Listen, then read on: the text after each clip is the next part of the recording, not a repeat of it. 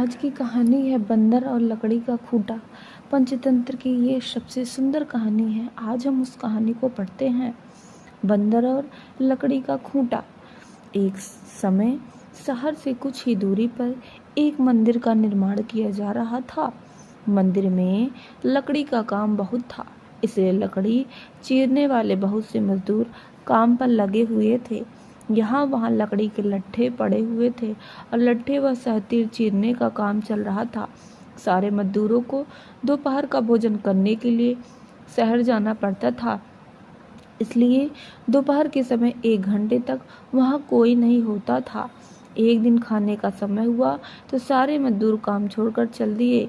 एक लट्ठा आधा चिरा रह गया था।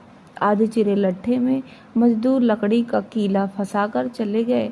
ऐसा करने से दोबारा आरी घुसाने में आसानी रहती है।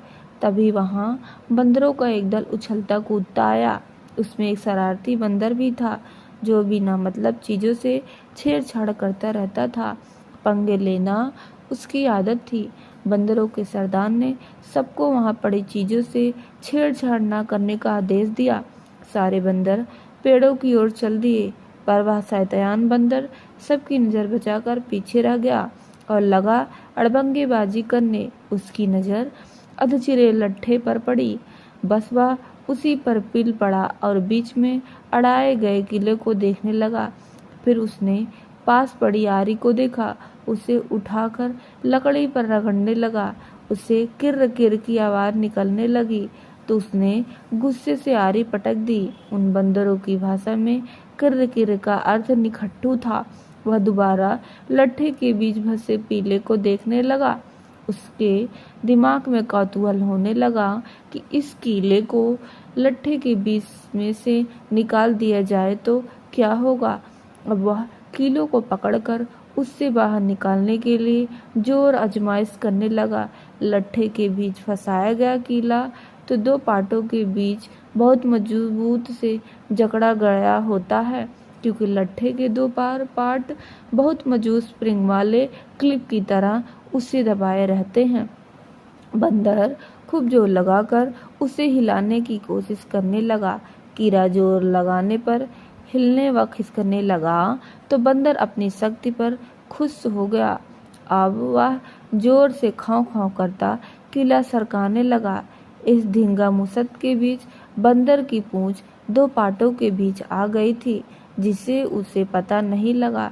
उसने उत्साहित होकर एक जोरदार झटका मारा और जैसे ही कीला बाहर खींचा, लट्ठे की 2 चीरे भाग फटाक से क्लिप की तरह जुड़ गए और बीच में फंस गई बंदर की पूंछ। बंदर चिल्ला उठा। तभी मजदूर वहां लौटे। उन्हें देखते ही बंदर ने भागने के लिए जोर लगाया तो उसकी पूंछ टूट गई। वह चुभता हुआ टूटी पूंछ लेकर भागा।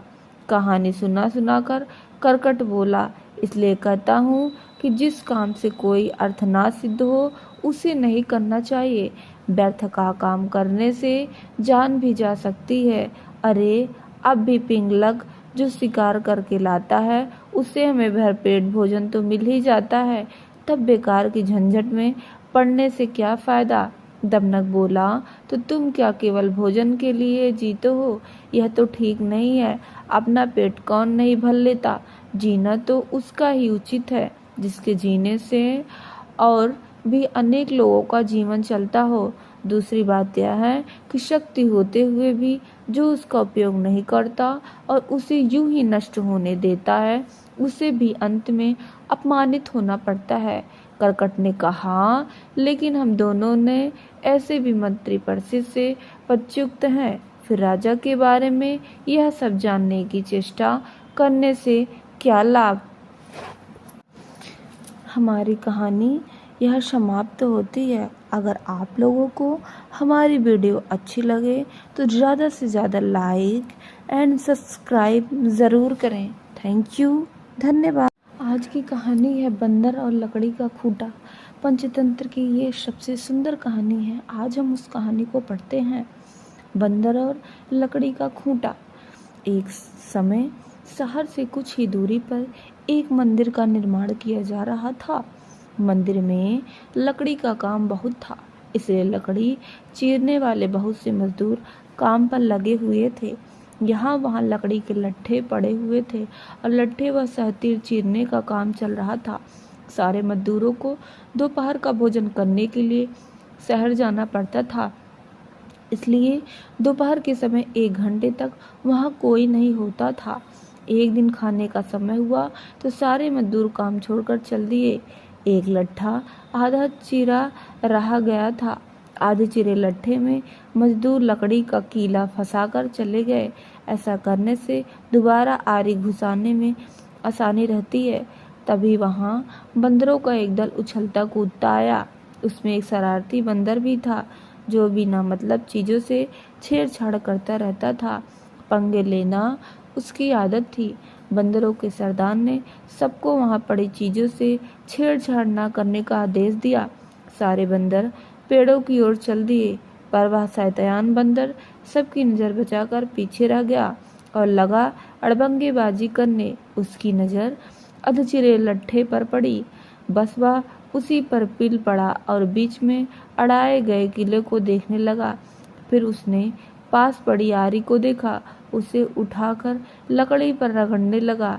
उसे किर्र किर्र की आवाज़ निकलने लगी तो उसने गुस्से से आरी पटक दी। उन बंदरों की भाषा में किर्र किर्र का अर्थ निखट्टू था। वह दोबारा लट्ठे के बीच फंसे पीले को देखने लगा। उसके दिमाग में कौतूहल होने लगा कि इस कीले को लट्ठे के बीच में से निकाल दिया जाए तो क्या होगा। अब वह कीलों को पकड़कर उससे बाहर निकालने के लिए जोर आजमाइश करने लगा।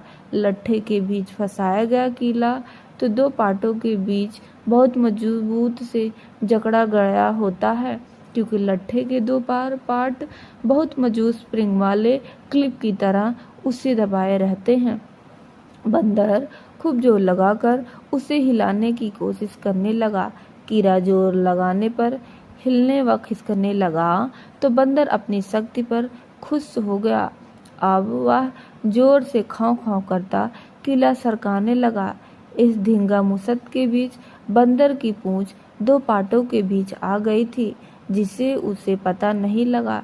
उसने उत्साहित होकर एक जोरदार झटका मारा और जैसे ही कीला बाहर खींचा, लट्ठे की 2 चीरे भाग फटाक से क्लिप की तरह जुड़ गए और बीच में फंस गई बंदर की पूंछ। बंदर चिल्ला उठा। तभी मजदूर वहां लौटे। उन्हें देखते ही बंदर ने भागने के लिए जोर लगाया तो उसकी पूंछ टूट गई।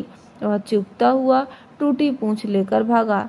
कहानी सुना सुनाकर करकट बोला, इसलिए कहता हूँ कि जिस काम से कोई अर्थ ना सिद्ध हो उसे नहीं करना चाहिए। व्यर्थ का काम करने से जान भी जा सकती है। अरे अब भी पिंगलक जो शिकार करके लाता है उससे हमें भरपेट भोजन तो मिल ही जाता है, तब बेकार की झंझट में पड़ने से क्या फायदा। दमनक बोला, तो तुम क्या केवल भोजन के लिए जीते हो? यह तो ठीक नहीं है। अपना पेट कौन नहीं भर लेता। जीना तो उसका ही उचित है जिसके जीने से और भी अनेक लोगों का जीवन चलता हो। दूसरी बात यह है कि शक्ति होते हुए भी जो उसका उपयोग नहीं करता और उसे यूं ही नष्ट होने देता है, उसे भी अंत में अपमानित होना पड़ता है। करकट ने कहा, लेकिन हम दोनों ने ऐसे भी मंत्री परिषद से पदच्युत हैं, फिर राजा के बारे में यह सब जानने की चेष्टा करने से क्या लाभ। हमारी कहानी यह समाप्त होती है। अगर आप लोगों को हमारी वीडियो अच्छी लगे तो ज़्यादा से ज़्यादा लाइक एंड सब्सक्राइब ज़रूर करें। थैंक यू, धन्यवाद।